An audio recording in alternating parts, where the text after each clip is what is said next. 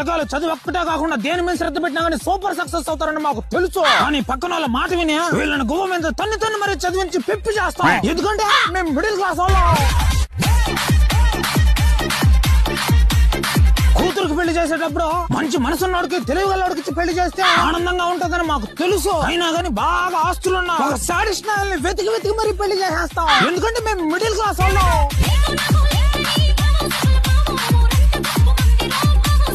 గొప్పలకు పోతే తిప్పలు తప్పని మాకు తెలుసు. అయినా గానీ పక్కన వాళ్ళ ఫ్యామిలీలతో పోల్చుకుని అప్పులు చేసి మరి ఫంక్షన్ వేసి గుడిసిపోతాం. ఎందుకంటే మేము మిడిల్ క్లాస్ వాళ్ళం. ఊళ్ళో 10 మంది పిల్లకాయలు చదివితే 10 మందికి ఒక రకంగా జాబులు రావని మాకు తెలుసు. అయినా కానీ వాడికంత చేతం వీడికింత చేతం అని చెప్పి మా కొడుకుని పీక్కుదంటాం. ఎందుకంటే మేము మిడిల్ క్లాస్ వాళ్ళం.